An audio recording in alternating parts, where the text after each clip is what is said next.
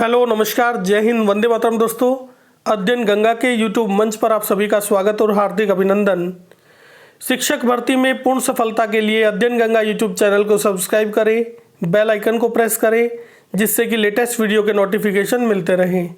चलिए शुरू करते हैं आज का वीडियो। और देखिएगा, 69,000 शिक्षक भर्ती से संबंधित बहुत सारी न्यूज़ यहाँ पे आपको दी जाएगी। देखिएगा, 69,000 शिक्षक भर्ती किस समय आएगा रिजल्ट, प्रमाणिक न्यूज यहाँ पर आपको दी जाएगी।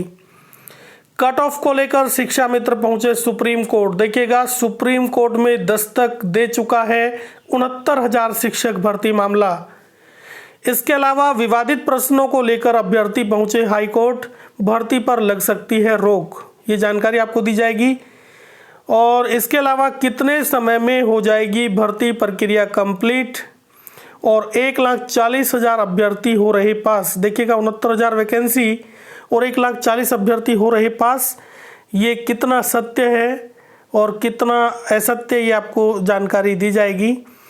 तो देखिएगा, 69,000 शिक्षक भर्ती किस समय आएगा रिजल्ट, इसको लेकर पीएनपी की तरफ से जो खबर आ रही है, पीएनपी की तरफ से जो दावा किया जा रहा है कि आज जो 69,000 शिक्षक भर्ती का जो रिजल्ट है उसका नोटिस जारी कर दिया जाएगा। लेकिन रिजल्ट जो है वो आपको कल देखने को मिलेगा। 13 तारीख को रिजल्ट 12 बजे के बाद आप देख सकते हैं, ऐसा पीएनपी का दावा है। लेकिन पीएनपी का दावा सदैव सत्य भी नहीं होता। नोटिस जारी होने के बाद ही ये क्लियर हो पाएगा कि रिजल्ट कल आएगा। तो आज पूरी संभावना, ये कहा गया पीएनपी की तरफ से कि आज नोटिस जारी कर दिया जाएगा, और नोटिस आने के बाद फिर कल रिजल्ट आपको देखने को मिलेगा। 12 बजे के बाद आप रिजल्ट देख पाएंगे। तो ये आज की न्यूज़ है। इसके अलावा देखिएगा, कट ऑफ को लेकर शिक्षा मित्र पहुंचे सुप्रीम कोर्ट। और देखिएगा, शिक्षा मित्र सुप्रीम कोर्ट पहुंच चुके हैं, और शिक्षा मित्रों का ये कहना है कि वो जो 60-65 के पक्ष में जो निर्णय आया है हाई कोर्ट की डबल बेंच का, उससे वो संतुष्ट नहीं है, और उन्होंने अपील की है सुप्रीम कोर्ट में, और सुप्रीम कोर्ट में जा पहुंचा है ये मामला। हालांकि गवर्नमेंट भी सुप्रीम कोर्ट में पहुंच चुकी है। गवर्नमेंट ने कोविड याचिका दायर की थी पहले ही, जिससे कि सुप्रीम कोर्ट का जो भी निर्णय होगा, यदि भर्ती पे रोक लगती है, स्टे आता है, तो वो सरकार का पक्ष सुनने के बाद ही सुप्रीम कोर्ट का डिसीजन आएगा। क्योंकि कोविड याचिका दायर करने का यही फ़ायदा है कि अब दोनों पक्ष सुनने के बाद ही इसके ऊपर निर्णय आएगा, भर्ती पर स्टे होगा या नहीं होगा। ये 1-2 तारीख लगने के बाद ही पता चलेगा, 1-2 सुनवाई के बाद ही ये पता चलेगा कि क्या होगा इस भर्ती को लेकर। और देखिएगा, इसके अलावा विवादित प्रश्नों को लेकर अभ्यर्थी पहुंचे हाई कोर्ट, भर्ती पर लग सकती है रोक। देखिएगा, कुछ अभ्यर्थी जो हैं वो इससे बिल्कुल भी संतुष्ट नहीं है, जो रिवाइज आंसर की भेजी गई है। क्योंकि रिवाइज आंसर की में 3 कॉमन अंक दिए गए, जो पहले से ही ज़्यादातर अभ्यर्थियों के वो सही अंक थे, और वो 3 अंक दिए गए। और वो पीएनपी का कहना है कि ये तीनों जो क्वेश्चन हैं ये आउट ऑफ सिलेबस है, इसलिए इनके समान अंक सभी को दिए जाएंगे।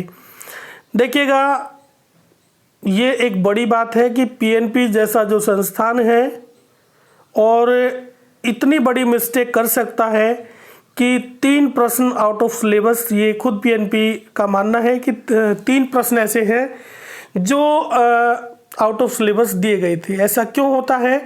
और एक बार नहीं, हर बार होता है, हर भर्ती में होता है कि विवादित प्रश्न आते हैं और गलत प्रश्न भी आते हैं।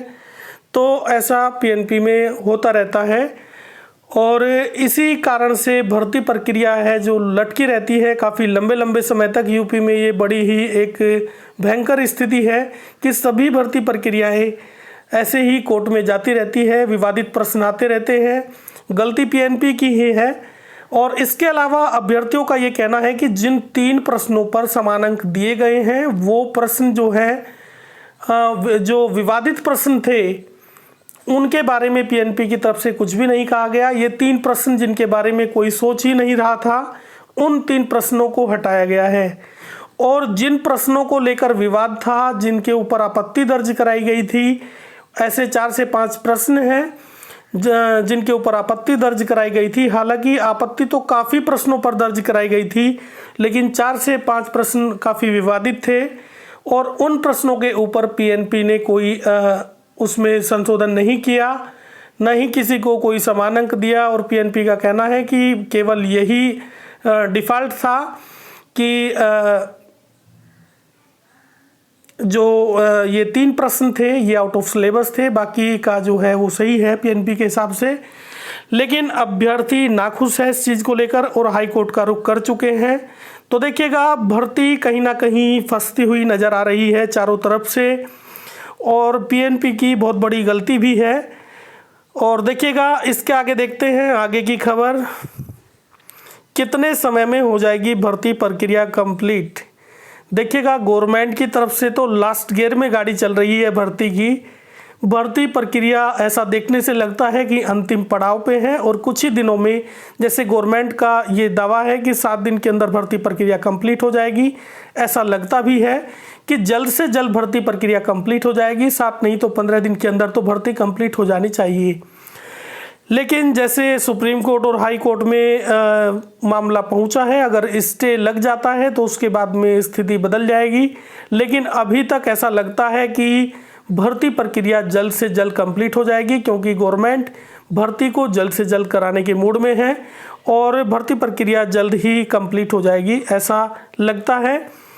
और इसके बाद देखिएगा, 1,40,000 अभ्यर्थी हो रहे पास। देखिएगा, बहुत से चैनल इस तरह का दावा कर रहे हैं कि इतने सारे अभ्यर्थी पास हो रहे हैं, 69,000 वैकेंसी है केवल और 1,40,000 तक अभ्यर्थी पास हो जाएंगे इस 60-65 का कट ऑफ लगने के बाद।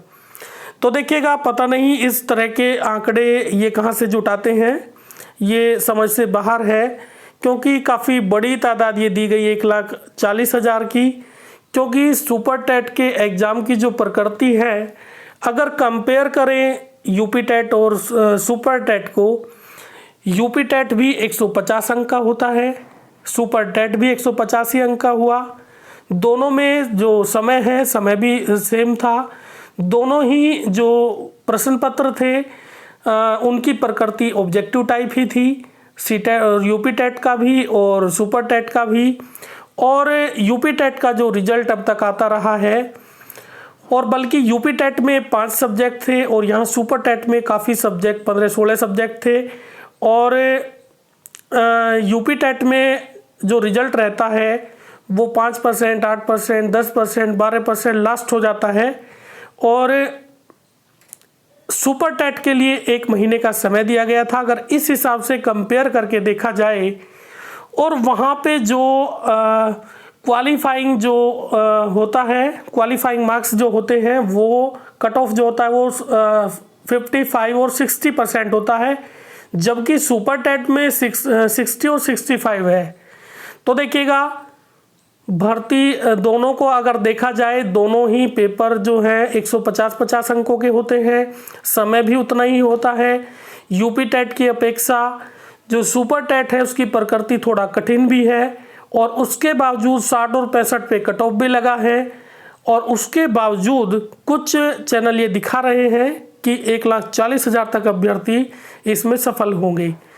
अगर उसके हिसाब से, यूपी टेट के हिसाब से देखा जाए, और फिर भी ज़्यादा से ज़्यादा अगर रिजल्ट की कल्पना की जाए, मेरे हिसाब से 15% अगर रिजल्ट आता है तो एक बड़ी बात है, 15% तक आना। और 15% रिजल्ट में भी ये 3,80,000 अभ्यर्थी लगभग परीक्षा में शामिल हुए थे, और 3,80,000 अभ्यर्थियों का यदि आप लगाएंगे 15% तो ये लगभग 57,000 बैठेगा।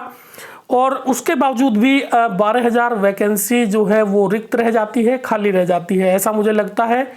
लेकिन अगर इससे ज़्यादा रिजल्ट आता है तो ये अद्भुत है, और वास्तव में ये अद्भुत है।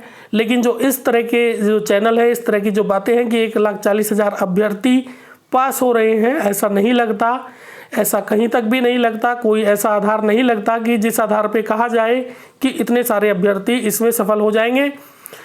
तो मुझे लगता है कि कुछ ना कुछ जो वैकेंसी हैं वो बाकी रह जाएंगी, कंप्लीट नहीं हो पाएगी, तो मुझे ऐसा लगता है।